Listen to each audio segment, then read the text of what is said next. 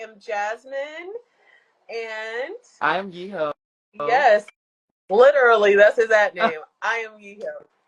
Our regular scheduled programming moving forward is Thursday around this time, so it is 5:45 my time. 7 my time. So yeah. Let's get into it. Let's get into it. What are you drinking? California Dream Chardonnay. Ooh. So you like the bitter wines, would you say, or does it have a sweetness to it? It has a slight sweetness to it. I do like kind of a bitter wine. I know most people feel like it's weird, but it definitely it's an acquired taste. Yes. I remember we used to love a good cab. The bitter, the better. We used to wind down no Wednesdays, okay? Literally, I just can't wait when we like are together. We can do a like future podcast in person and just like wine and dine outside or something. That's gonna really be a vibe. Like y'all don't understand. There's so much coming, so much in the works. So much coming, and also like I want to do it in my garden. Like Yes. literally, I'll show you my garden The after, but garden in the like garden. the garden in the garden, like my garden literally like the potatoes are sprouting. How long have you had them? That's amazing. I did it, I want to say last month I planted the things, and the things are taking root, okay? They're taking Yes. root. This is my first time growing things other than like house plants. So I'm really excited and nervous to like try my own vegetables, but that's where we are. Well, it's a fun fact. I don't know if you know this, but they send out these silent vibrational waves when they feel like they're dehydrated or when they feel like they're not being fed nutriently enough. You know what I'm saying? Like Houseplant? houseplants, um, definitely garden um plants as well. So You know, plants are really weird. Plants, like learning about plants and also learning about like mushrooms, because mushrooms technically aren't plants, but they're not animals.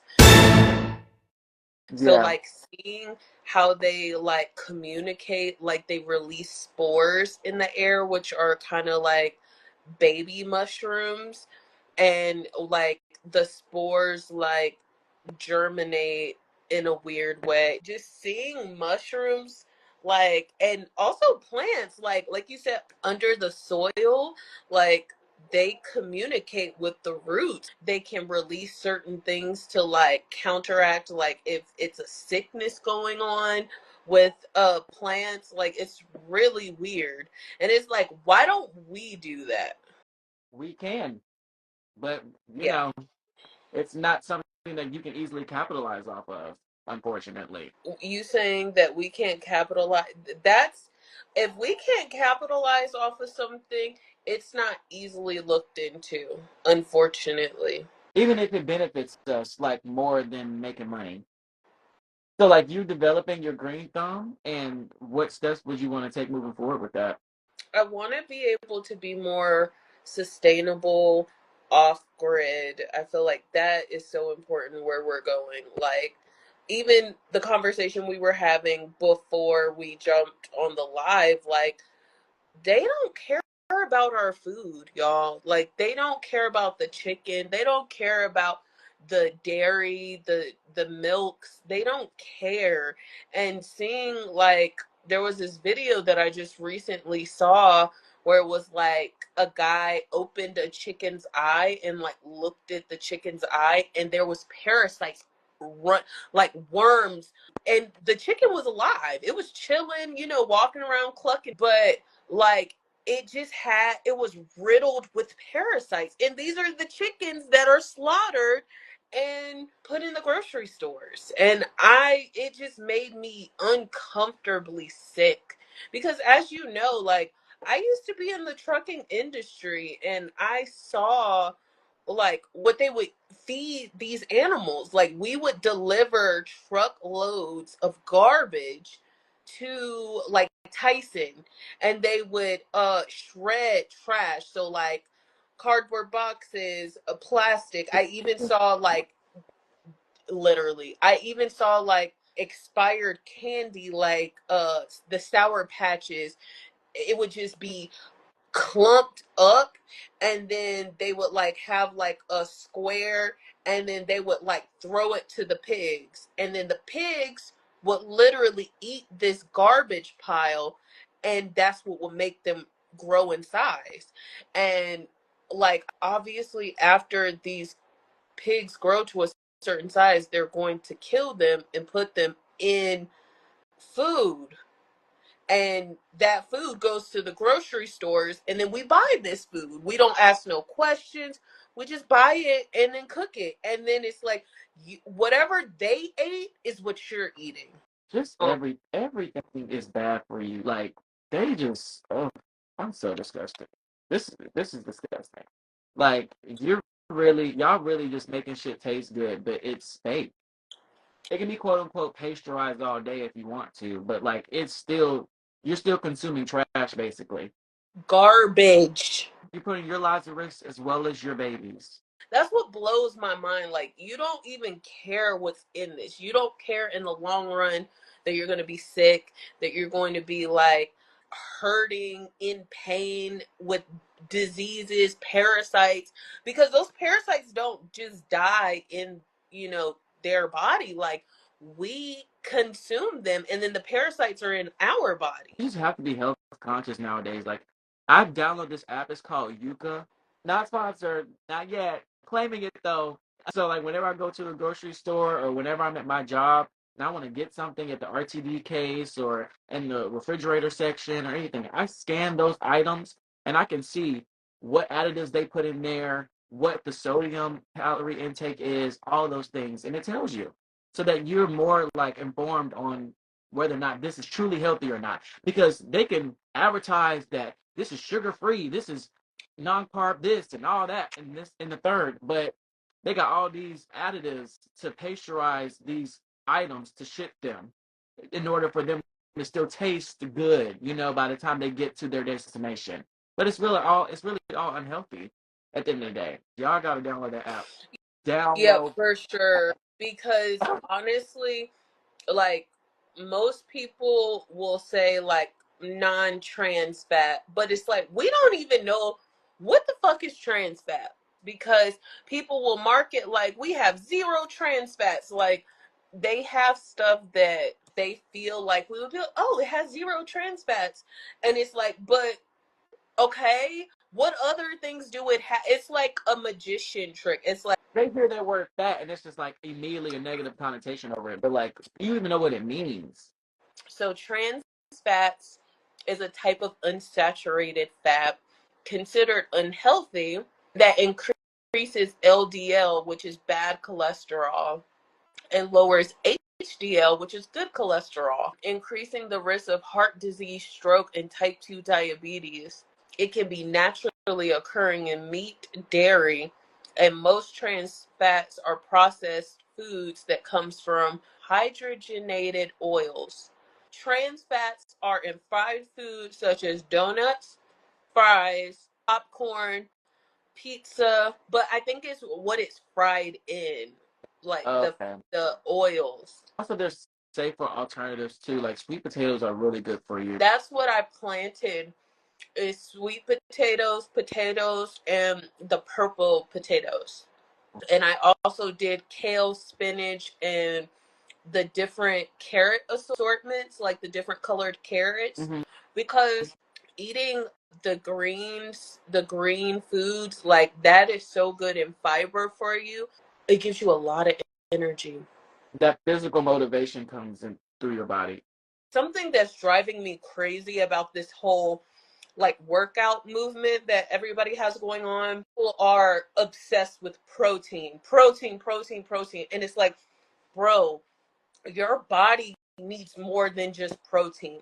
Protein is important, but it's protein chips this, protein this, because people are obsessed with how they look. I feel like a huge part of like dealing with your weight in America. Like, as a black woman who's been overweight since I have been a teenager, like it's always been heavily pushed that okay, you should care about this. You should want to lose weight, but you don't want to lose weight in these places. And it's like, bro, I just want my body to work for me. Like, I want my body to love me. I want the love to be simpatico. We're hyper like aware of working out, lifting weights, and but I don't want to do these things just to look good. I want to feel good.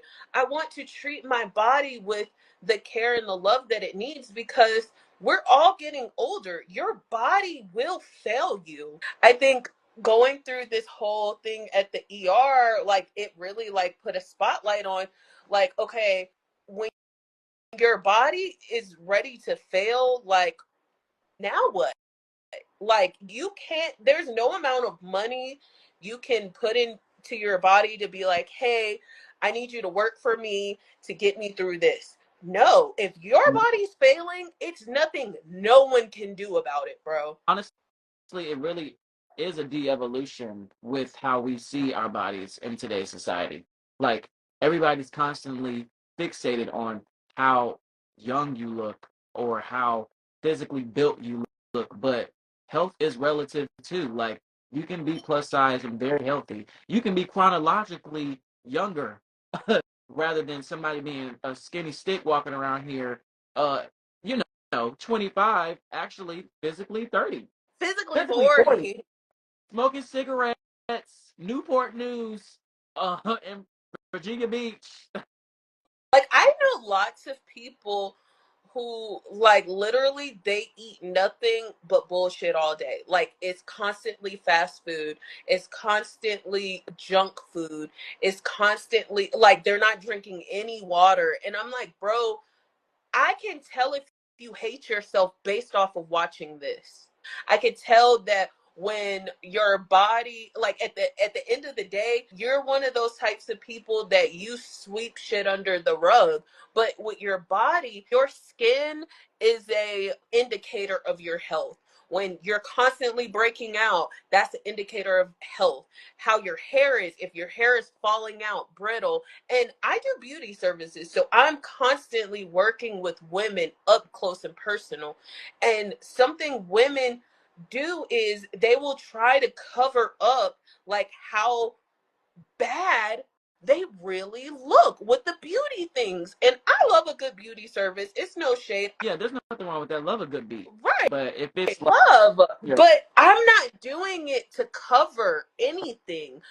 yeah, it needs to only like enhance your looks rather than like be the look. That's what I wish that I could scream to women. Like, this isn't supposed to cover who you are. Beauty things are only supposed to naturally enhance what you already have going on. Like, for instance, like, I'll go get my nails done, but my nails are really actually fucking healthy and they're strong. So, like, it's just a point of being consistent with your beauty is your health journey. So yeah, like you said earlier, simpatico, for real. And that's another thing that really is upsetting to me because like people who have these bad eating habits, I also consciously feel like they don't hate themselves.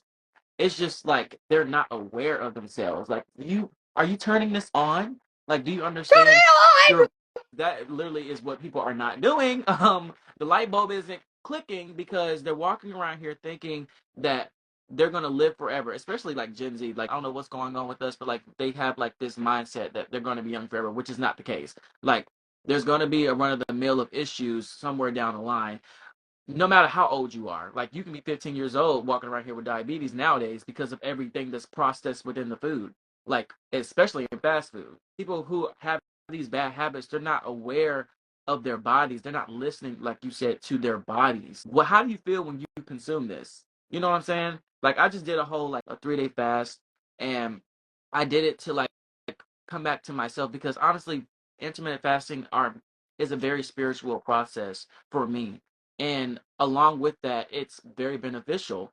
You start over your entire immune system and kill those dead cells too.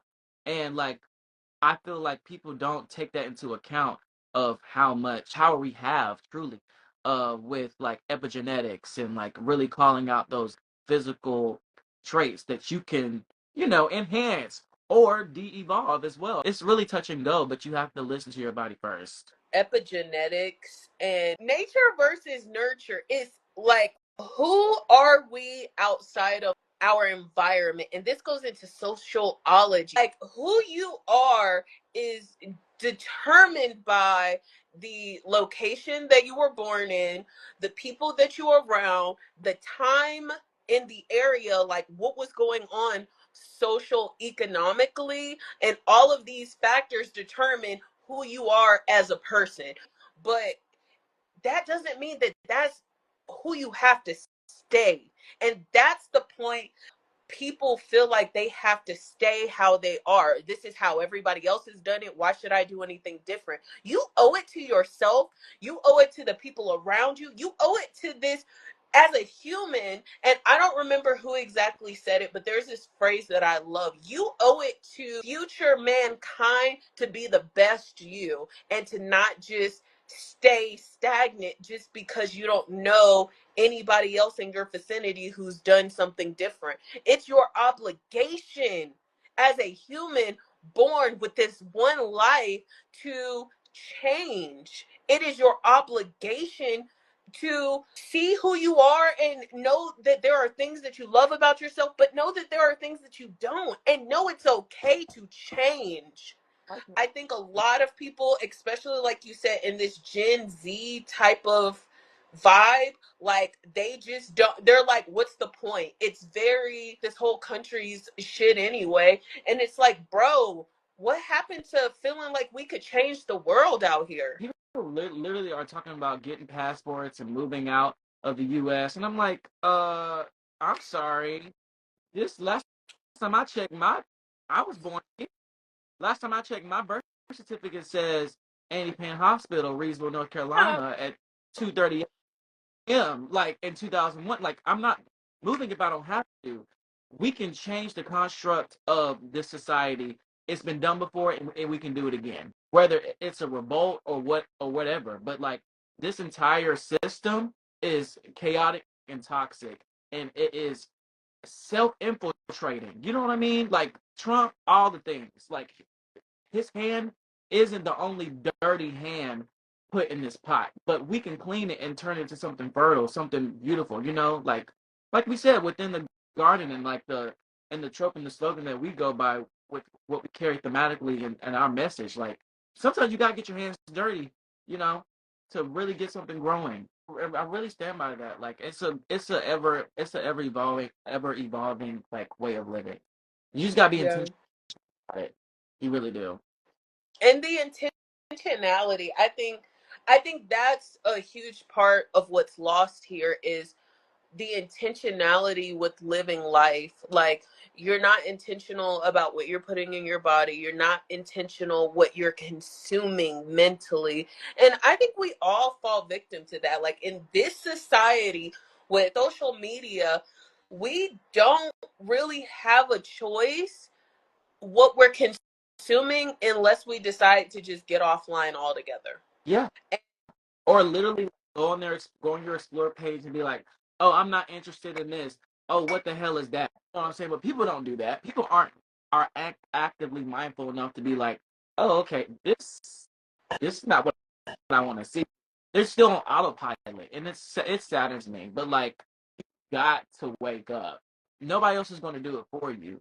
If you want a community, nobody else is going to create it for you. Nobody else is going to put you out here in these streets, going to people and being like, hey, I found you interesting. I see we have a like-minded idea about life. Like, what can we do here to actually like implement each other in our lifestyles? You know what I'm saying?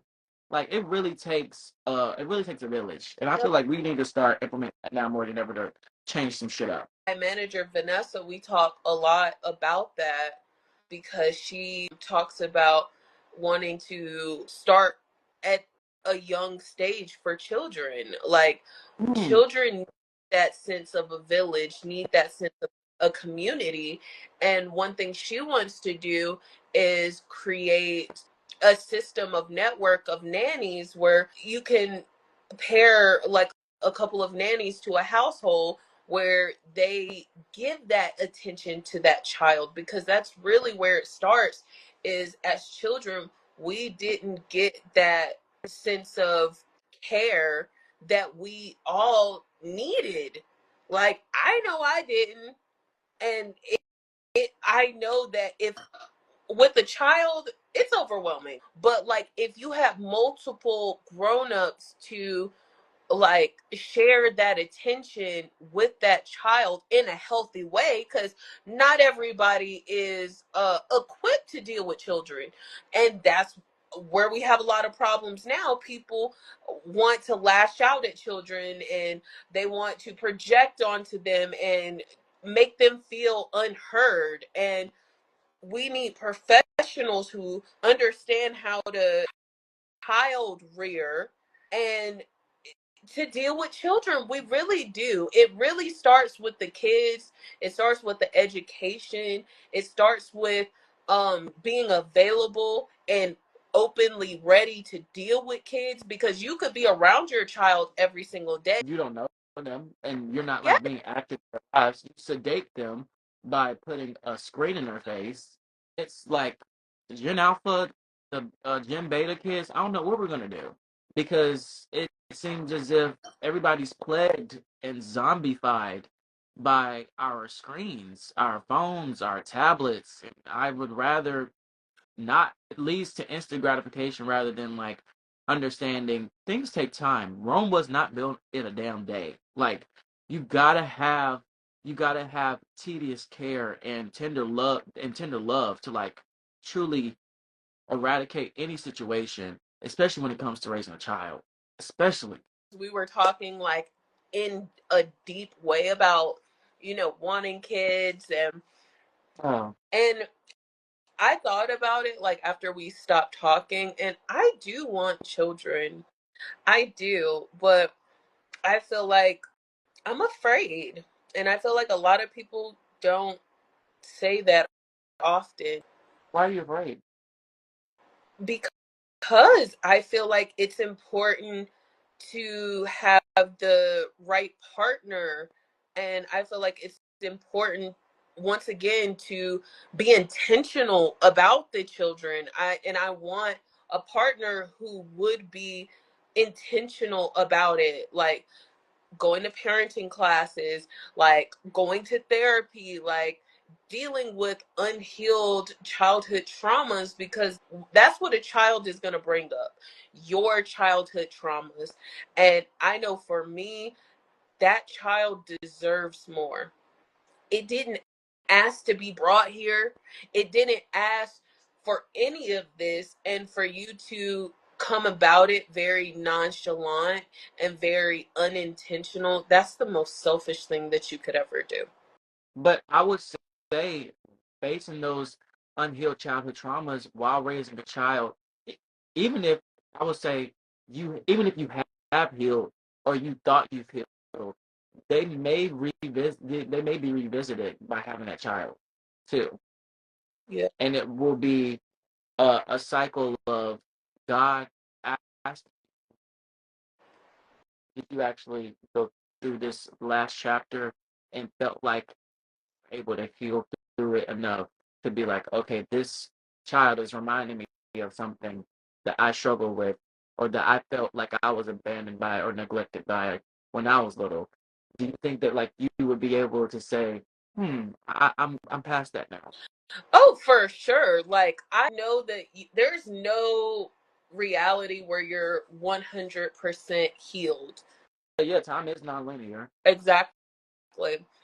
And I'm aware of this. I just want to be in an environment when bringing on a child that I'm actively working on these things. Like it's not just, oh, I guess I'll just, learn about my childhood traumas. This is an ongoing thing where I feel at a stable point that me and my partner, he or she, can actively say, hey, I feel confident about this. Now, I know we're not going to have it all together, but I'm confident that we're emotionally, physically, mentally prepared to look at this project, if you will, of having a child and taking it on together. I Hmm. don't feel confident about that in this day and age, in this generation. Not saying that there's someone, that isn't there. I definitely believe that there's someone there, but where I am, I don't see people doing the work. I don't see people actively going out their way to put themselves in positions where they have to look at these hard hitting truths of, okay, I have to heal from my childhood. I may have not had the most horrible childhood, but there's definitely things that I need to learn. We still all have our shadow selves that like isn't brought to light until the problem that you originally had present itself again. That's what baffles me because it's like you don't really know how that's going to come up, right? Like we don't know how it's going to present itself because children are already so unpredictable. Bundles of joy and terror in one body. How do we understand how to navigate that until you really get there? And like also, you did mention he or she. So, like, the heteronormativity comes into play as well. Like, with the social norms of raising family, like, that's starting to change a lot. I think for sure it's changing, and I'm open to having a family with a woman. Like, I think that's a beautiful idea of like starting a family that way. I do have some very controversial ideas of that. Obviously, I'm open to being in a relationship with a woman and starting a family with her. However, I do think when it comes to bringing in a child, especially a male child, I think that it's important to have male father figures in the household. So that is very interesting. Not Rather, saying that I don't believe that two women could do it. I believe that they could bring a child up in a very loving and caring household. However, I mean, for me, and this goes back to intentionality. That's what I'm saying. I would never be like, okay, let me bring this child in here and it's two women. I know nothing about men, and I know this about myself. I don't know what it takes to raise a man. Like, it would be challenging. I'm pretty sure I could do it, but I feel that that child deserves a father figure. He's literally needing to be raised by a man. And that's just my thoughts personally. I feel like if you're a woman having a girl, obviously what it takes to raise a daughter because you've been a little girl before. I've never been a little boy. I don't know what that struggle is like. I don't know how that can affect them in the long run, and I just intentionally wouldn't put my son through that. well, we are modernized. I would say we are more of a modernized culture, and there is self-education help books. There are There are different avenues to navigate how to raise a son if there is no father figure in the relationship. Because as we've come to know, gender is a construct to begin with anyway. Even the topic of discussion right now, heteronormativity really does challenge natural orientation when it comes to For sure.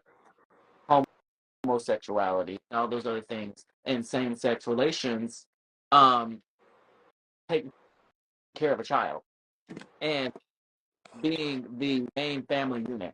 I'm not saying that it's not possible to do that. That's not what I'm saying at all. I'm saying, from my point of view, personally, I don't feel comfortable to teach him about his body. Teach him, like, I know, for instance, our cousin Timmy, Tim Tim, and Yeah. Bubby, like, those were the first. I mean, obviously I dealt with my brother, but like, I wasn't really invested in that. But like, Timmy and like how she dealt with raising her boys, like it was very interesting because like boys are like, no offense, no offense when I say this, but boys are like little animals, bro. Like they would be peeing up the wall and stuff. Like I would just be How like, how old were they? they were baby, like they were kids, like Huh? literally like getting into childhood, and I would just be like, what? Why are they like this? Because if anything, we're crazy, but we're not like that type of crazy. That's just how she's dealing with raising four boys. I think that definitely depends on the again environment, the home lifestyle. Because I wasn't doing Genetics. no, I definitely wasn't doing no damn peeing on no walls and door cracks. Like that is crazy. I guess that's where I'm at with it. I think seeing that kind of scarred me. Like, oh my God, I know if I had a baby, my first baby would be a boy for sure. I feel it in my womb. And I'm like, bro, I know nothing about that. Because if it's a boy, I definitely would adhere to what you're saying. It does need a masculine figure. I just think that there's room for evolution with the mother also like taking in the ranks to play both roles. Unfortunately, that happens a lot. You definitely see the dynamic unfold as they get older. They become more aggressive, or AE the mother is worshiping the son rather than like actually raising him, and sort of treating him like he's the like man of the house, aka her husband. And it has an incestual like issue behind that. For me, like I would say growing up, seeing my dad in and out when it was just my mom, it definitely felt more structured. But like you said, that masculine figure is really important because masculinity, divine masculinity, is in the act of doing. It's in the act of like being in preparation of something and goal oriented. My mom already has those things in her back pocket. Honestly, I feel like those situations, and I'm not going to talk about your situation, but in general, something that I've realized is it makes the mother neurotic. It goes from being healthily balanced to she's more screechy. It takes a woman out of her femininity when she has to overcompensate for the masculine. And that's in any case. If a woman is overcompensating emotionally with children, it makes her neurotic in a lot of situations where single women like experience their child. It puts them in that state of like constant chaos and confusion because a woman, feminine energy on its own is chaos, and I love feminine energy. As you know, I love feminine energy, but un the the balance of masculine and femininity, masculine is supposed to be a container for the chaos. It's true. Like for divine union, it has to have the balance of masculinity and the balance of femininity, cuz too much structure also will bring a force of chaos, and it Oh it yeah, has to be a balance. because it leads to indecisiveness as you get older. You have this like cocoon protective living circumstantial situation, and then you walk out. Like for instance, for me, like you'd walk out and move out at 15 to go to like a boarding school. You got all these options. You got all these new people into your life. It's just like I don't know what to do. Like I don't have. I had the structure back home because I was under supervision, but like now that I'm in this free form world of new ideas and like creative expressions, like what can I do with that? It's limitless, but you have to tone it in. But like I always felt you could have divine femininity and masculinity derived within one person. No, is that not possible? I believe that you can for sure. Masculinity slash femininity does not equal male slash female. And that's what I was going to say. I believe that. I believe that two women can healthily, two women, two men, two they, thems can operate in a healthy sense. My only thing that's my opinion only is if there's a male child being raised, I think that it deserves to deal with a healthy masculine man. And that's why I said I'm putting emphasis on healthy. Yeah, because an unhealthy masculine man can make it worse raising a. Absolutely. And that's why we have all these knuckleheads walking around now. These YNs, they walking around here with gun holsters and ski masks. Yeah.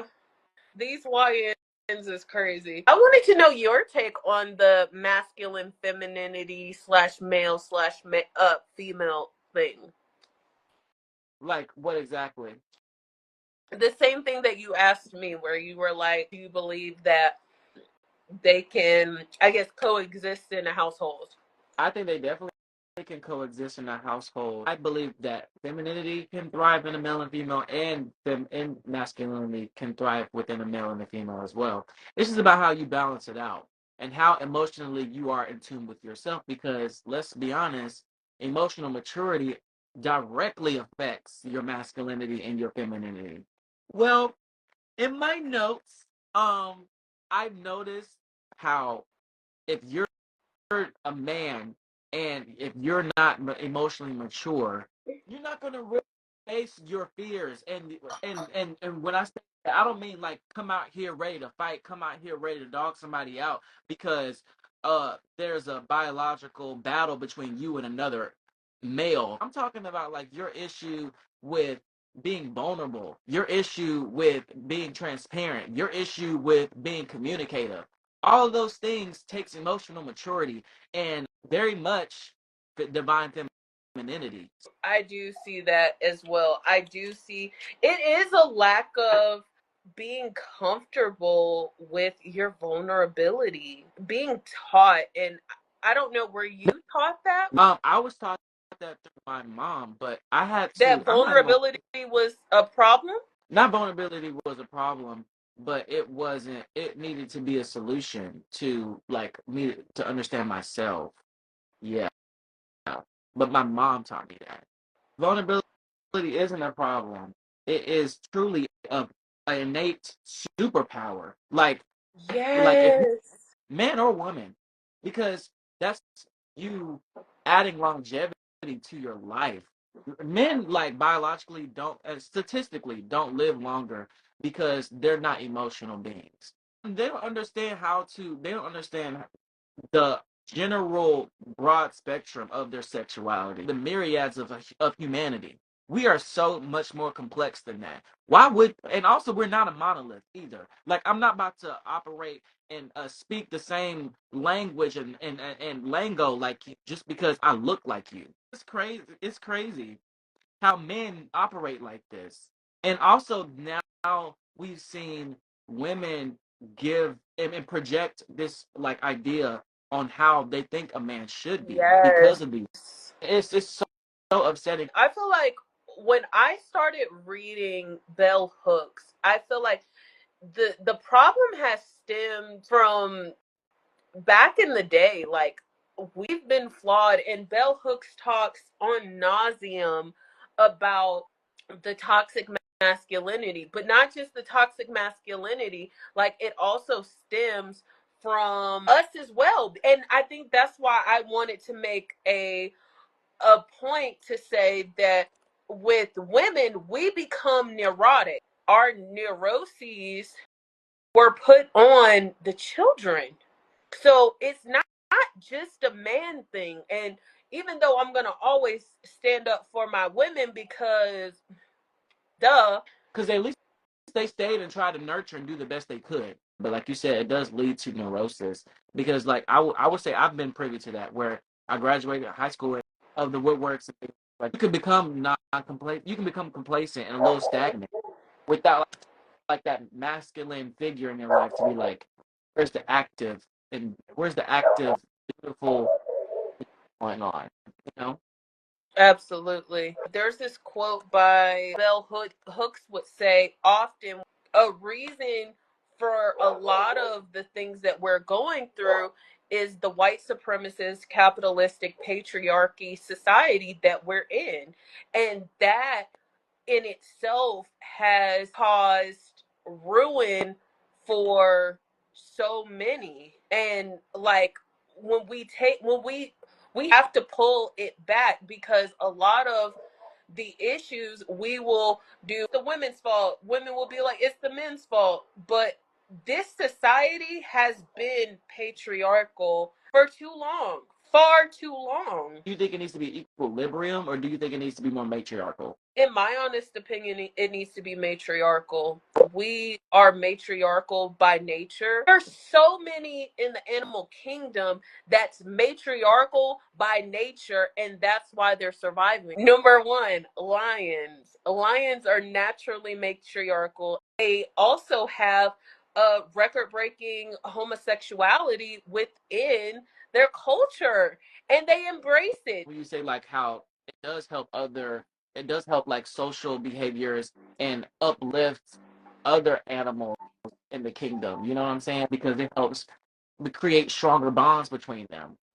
How do we implement that now, in human society? Because right now, like for example, I would say the most like normative relationship types are hetero and homo, and also monogamy too. But then there's also polyamory as well. So it's just like you got to be able to decipher what steps to take best for you and your partner, and creating a better social bond with the same sex going to help you. Maybe, but you need to communicate with that with your partner. We're out of 100 species that like engage in homosexual activities, the only homophobic ones.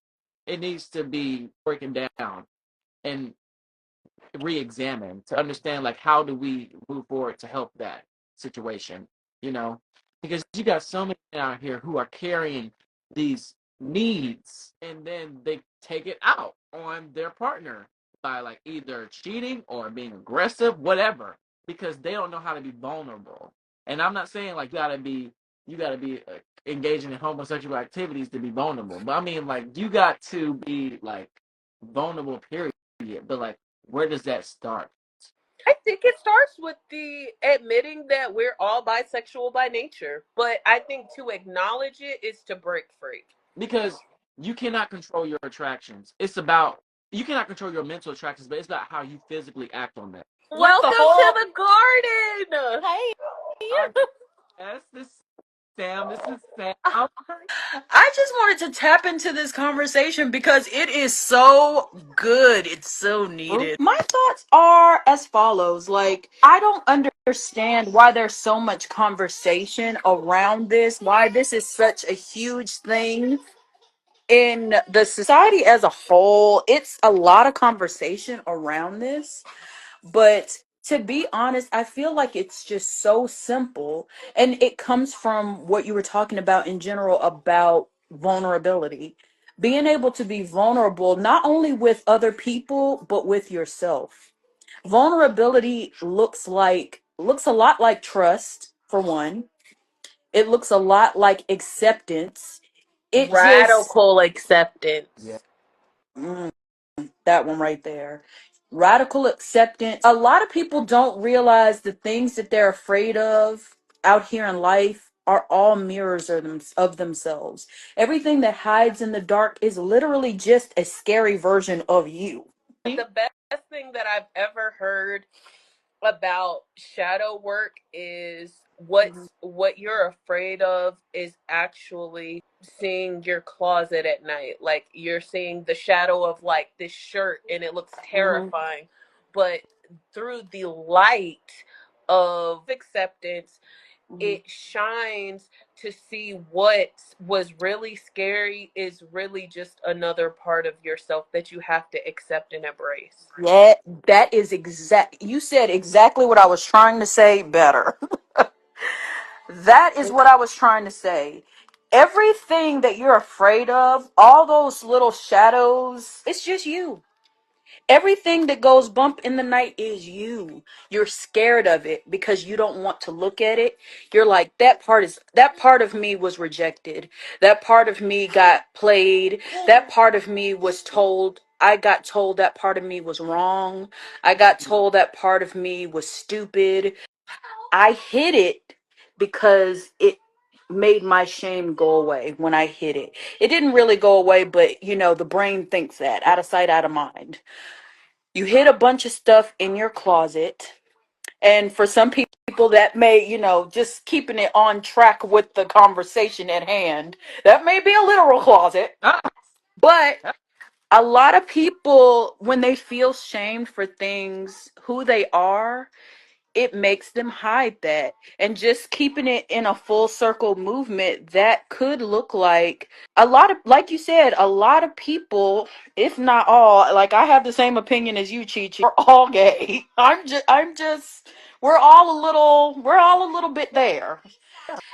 The thing is, it's not always, we're not, everything isn't so jump in the bed with somebody. You not can be attracted to someone and not, like you said, you don't have to act on it.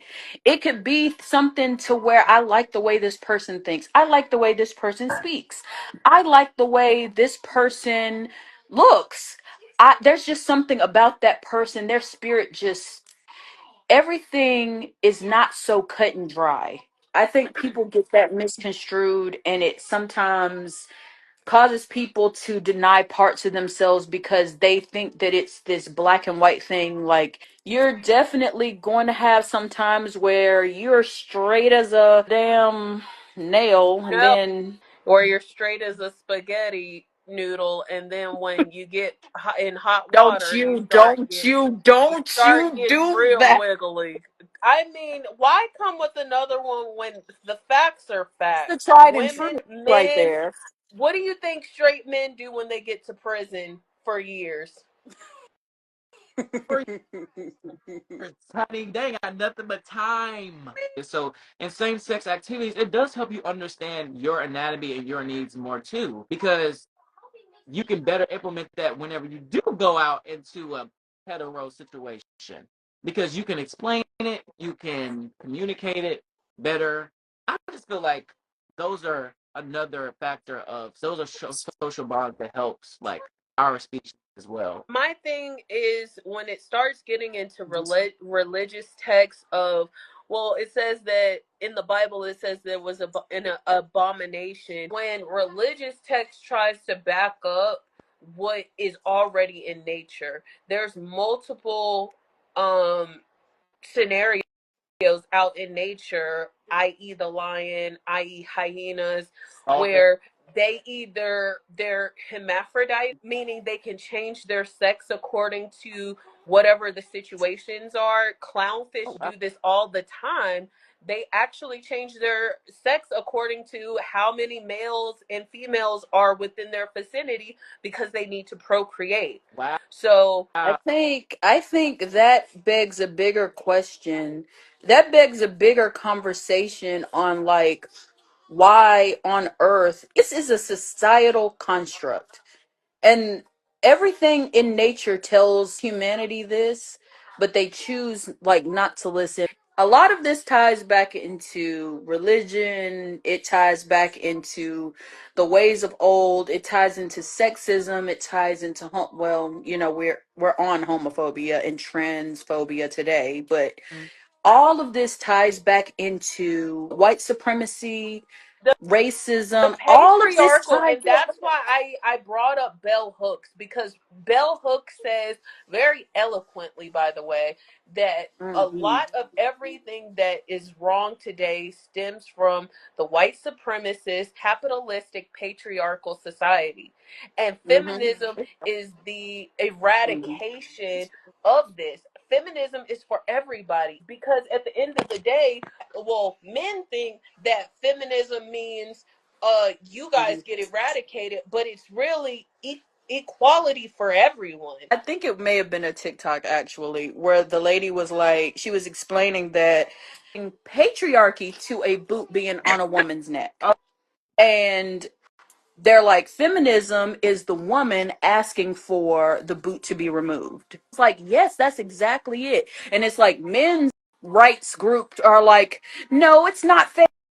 The boot be removed from her neck. This is a conversation that like connects with community and it creates a sense of identity with like positive affirmations regarding the masculine and the femininity. Mm-hmm. Because right Mm-hmm. now, I think are just toxic examples. Yeah. And that's the only option, but it's not. It's really not. It's definitely something that deserves a better conversation than what I've seen out there. Guy is the Japanese philosophy that your purpose will be centered in your purpose on earth, something that serves yourself, something that makes money. It's all encompassing field that you love to do. Lots of Japanese people, if they practice the art of ikigai, this society has heavily conditioned women that our ikigai is a man. And I personally don't subscribe to that. My ikigai is something that lies within my own imagination.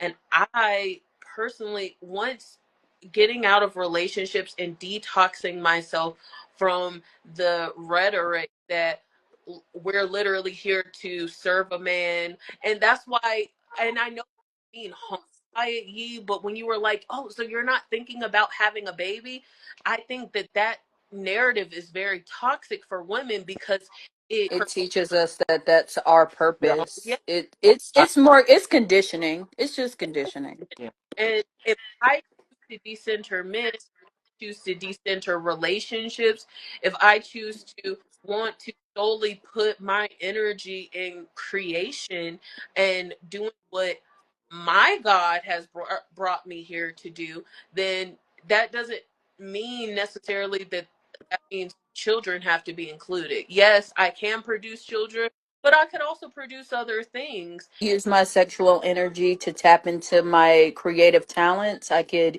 use my sexual energy to explore the planet that, God has laid before us. There's lots of things that you could use your sexual energy to produce. We can bring life to lots of pursuits. Yeah. Absolutely. Like I also think for men, our biological purpose is to be fruitful and multiply as well. But it's not as it's not as like deep and dampened into like our need and our lifestyle. Men are not as mature as women, and they don't really have a mature mindset really tap in, you know? And I That's feel like also more I conditioning as well. I will if say that. all have the potential to mature.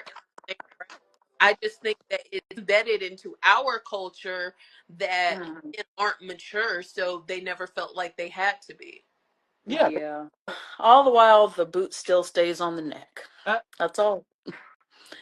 Everybody's doing all of this kerfluffle and all of this arguing, and there's all of this noise surrounding the boot being on the lady's neck that she's kindly asking to be removed. At the end of the day, people are asking to be treated like humans. that's it. They want their basic rights.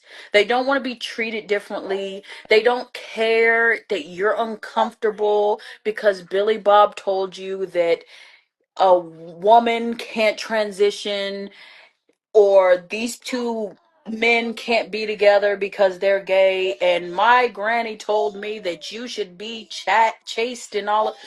We don't Nobody cares. have trans All of, are women regardless. I don't give a yeah. fuck.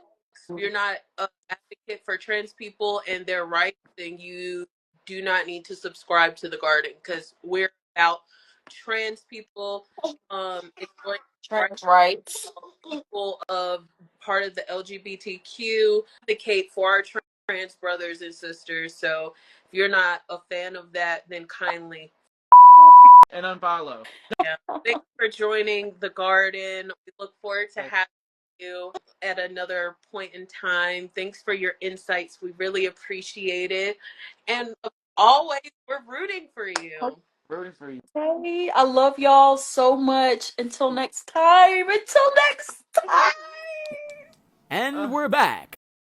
my heart. Love her. Love her. That was so beautiful. Yeah, I think she really added that comedic relief there. Mm-hmm. That was nice. It's getting serious. It's a very serious Yeah, discussion. We have to remain rooted and grounded in ourselves. These new norms that are still ever evolving, right?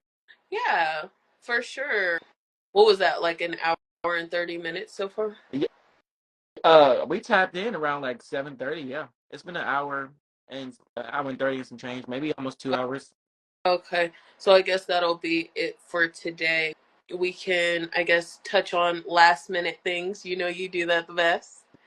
Yeah.